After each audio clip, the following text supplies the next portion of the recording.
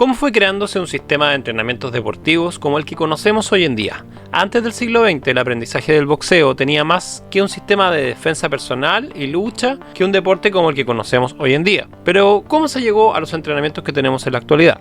El uso de aparatos, los sacos, peras, sparring, focos, rings y la multiplicidad de aparatos que existen en la actualidad fueron desarrollándose a lo largo del siglo XX. Golpes especiales, golpes que antes no existían con los guantes. Todo fue creciendo con el boxeo y las técnicas de entrenamiento. Desde inicios del siglo XX comenzó todo un cambio en la forma táctica y estratégica de entender el boxeo. Los guantes y su introducción cambiaron el boxeo para siempre. Al introducir los guantes de boxeo, también se implementaron nuevos sistemas de entrenamiento. Los sacos de boxeo comenzaron a ser más amplios y usados. No quiere decir que no se usaran anteriormente, sin embargo, su uso aún era limitado. Se practicaban golpes directos y combinaciones. Los aparatos para la coordinación, como las peras del boxeo, ya son desde finales del siglo XIX. Se volvieron un uso común al repetir constantemente ejercicios de boxeo que se volvían cada vez más populares. También en el campo deportivo había claras diferencias marcadas por el uso, por ejemplo, de guantes y la introducción de los puntos. Un ejemplo es el combate de James Colbert contra John Sullivan, el famoso campeón del puño limpio, en 1892. Colbert vence por nocaut al asalto 21 debido al uso de guantes. Colbert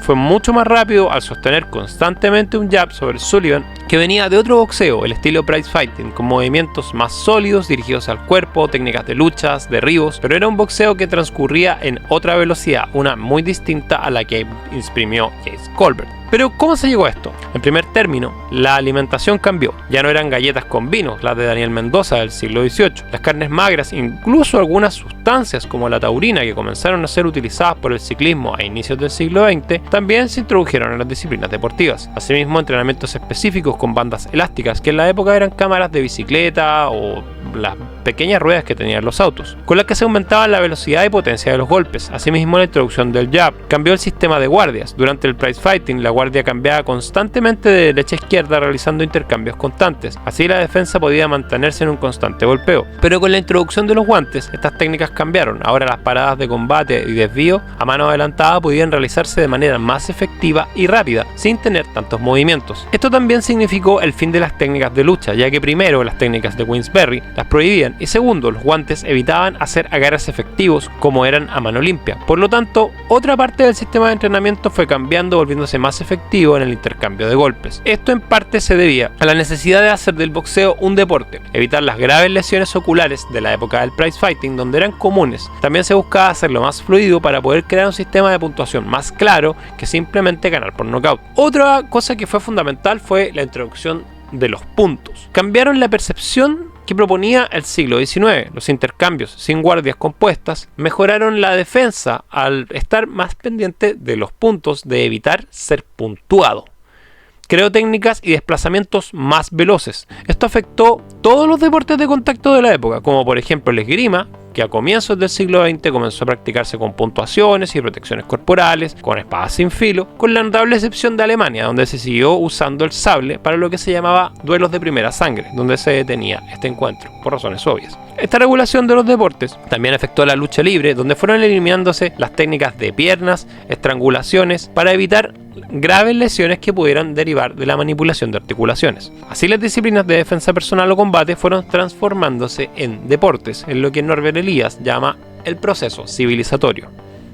Esto afectó el desarrollo del boxeo, así también la velocidad fue un elemento clave. Podía destacar en la puntuación, como durante la batalla entre Colbert y Sullivan, en donde el triunfo de la velocidad y la técnica derrotaron a Sullivan. Pero esto nos lleva a pensar, ¿qué pasó con la fuerza bruta? ¿Dónde se fue? Si analizamos dos boxeadores de inicios del siglo XX, podemos ver algunas adaptaciones del siglo XIX y cómo fueron desarrollando el boxeo. El caso de Jack Johnson, el primer boxeador afroamericano en ser campeón mundial, creó todo un sistema de defensa basado en limitar al oponente a base de clinches constantes y estratégicamente aplicados. Como se puede ver en su primera pelea contra James Jeffries en 1910, controla constantemente a base de clinch. En un punto medio de los ataques, logra agotarlo y colocarlo en posición para conectar constantemente uppercuts de derecha y conecta fácilmente ante un agotado Jeffries, que no sabía cómo reaccionar al ser detenido. En su poca acertada búsqueda de un knockout de solo un golpe al ver el combate el 4 de julio de 1910, podemos observar que fue castigado por una secuencia de clinch totalmente practicados y preparados, uppercut de derecha que al momento de tener el clinch conectaba fácilmente, y acorralar a su rival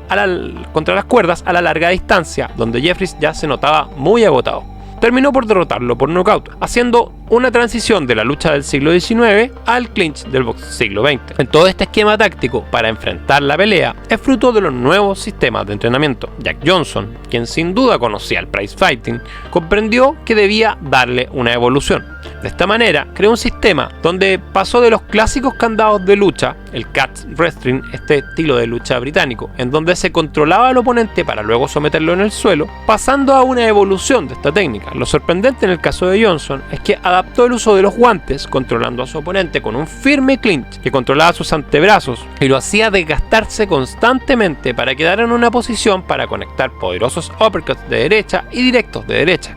Claramente es una evolución de los derribos de hombro propios del siglo XIX. También comprendió la importancia estratégica de los sparring, donde se preparaba sus combates y planificaba cómo iba a responder a sus rivales. Es claro que durante el combate con Jeffries se sabe que exactamente lo que tenía que hacer para desgastar la energía de su rival, cómo y cuándo golpearlo y terminar la pelea. Esto se debe a que adaptó las técnicas del catch wrestling al boxeo. También comprendió la importancia de llevar la técnica de boxeo con guantes, como es de entender la distancia controlada en estos mismos combates. En uno de los pocos metrajes disponibles de su entrenamiento se le puede ver haciendo entrenamiento en el siguiente orden: ejercicios de gimnasia sueca, muy comunes en la época y en general hasta la educación secundaria en la actualidad; calentamiento con pequeñas pesas, ya que en el boxeo existía el tabú de entrenar con grandes pesos porque se decía que volvía el cuerpo lento y poco efectivo. El catch wrestling, este estilo de lucha británica que se basaba en la lucha grecorromana pero tenía un uso mucho más amplio del cuerpo, adaptó durante su entrenamiento a luchar con un rival pero sin derribarlo. Su estilo se basa solo en controlar al agresor por medio de tomar sus antebrazos y sus tríceps. Aquí hay un castigo constante al bíceps, donde va debilitando los brazos del contrario. El sparring es otra de las cosas que vemos en este entrenamiento. Es defensivo, donde controla golpes por medio de paradas constantes y esquivas. Jack Johnson, al ser un boxeador moderno, era un boxeador bastante defensivo. Su esquema, si bien tenía pegada, se basaba en desgastar al rival, hacerlo fallar constantemente, darle golpes en las articulaciones, desgastarlo con clinch, y cuando ya veía que tenía una ventaja total, lo liquidaba con poderosas derechas y uppercut de derecha, que también era una de sus especialidades. En este caso tenemos la técnica estratégica y táctica aplicada totalmente apreciable en el combate de Jack Johnson contra James Jeffries el 4 de julio de 1910. Pero si dejamos de lado a este boxeador hábil en las técnicas defensivas, que ganaba por llevar combates a la larga distancia, podemos ver el caso opuesto: el Manassa Mauler, Jack Dempsey. Arrasaba con todos, era un peleador nato, de una pegada muy sólida, se parecía más a los violentos boxeadores del siglo XIX que a un deportista del siglo XX. Curiosamente, comparten rival con Jack Johnson, Jess Wheeler, quien terminó con la carrera de Johnson en 1915. Jack Dempsey saltó a la fama al derrotar de forma brutal a Wheeler en 1919, al aplastarlo con más de 7 caídas en el primer asalto. ¿Pero qué hacía tan dominante a Jack Dempsey?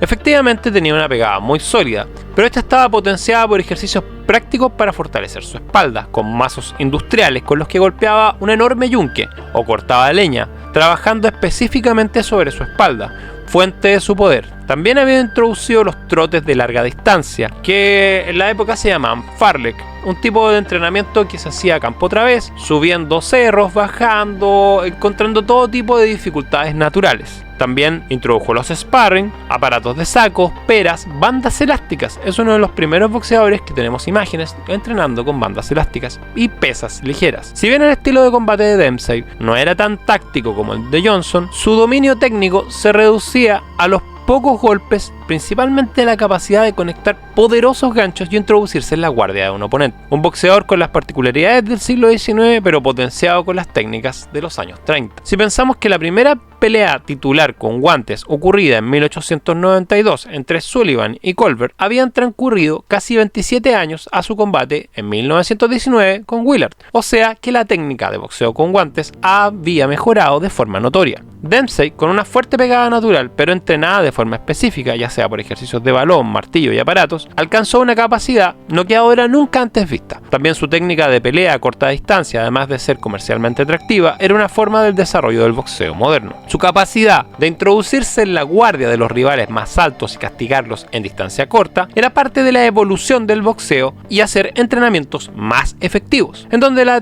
técnica de desplazamientos comenzó a tomar ángulos para rivales más altos. Otra de las particulares de esta época es la implementación de técnicas de corta distancia, por ejemplo Jack Dempsey o Frank Claus en el peso medio, y se hicieron especialistas en la distancia corta, por lo que por un lado gustaba de sobremanera al público norteamericano, que llenaba estadios, siendo Jack Dempsey el primer boxeador en ganar $1 millón por una lucha. Los entrenamientos comenzaron a tener elementos más específicos. La lucha evolucionó a una versión que favoreciera el combate por puntos, como lo hizo Jack Johnson, y también los guantes dieron espacio a técnicas más complejas como la distancia corta, en la que combatía Jack Dempsey. Los guantes hicieron posible combinaciones más rápidas, con más seguridad en los golpes curvos, y también mejoraron la defensa de las paradas de combates y guardias que permitían más castigos con los guantes acolchados. En lo físico se hizo más trabajo específico de espalda. También en la distancia se comenzó a realizar más trabajo cardiovascular y se pasó a las caminatas fartlek, como las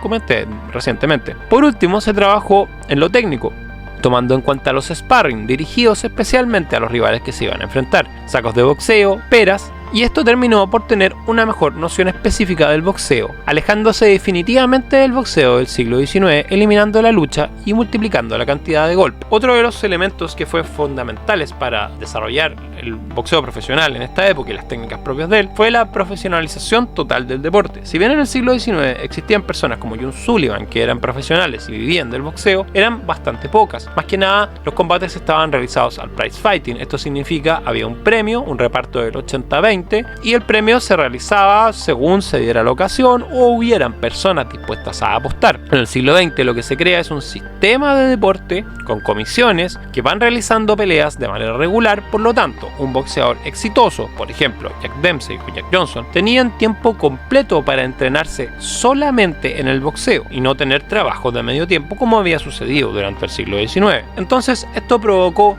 una total revolución del deporte del boxeo, dándole espacio a entrenadores totalmente profesionales que podían estar completamente una semana entera entrenando a un boxeador, y ese mismo boxeador de pasar de tener quizás 2 horas, 3 horas al día para entrenar a tener 8, dándole un desarrollo muy distinto en lo físico y técnico. Síguenos para más en el legado del jab.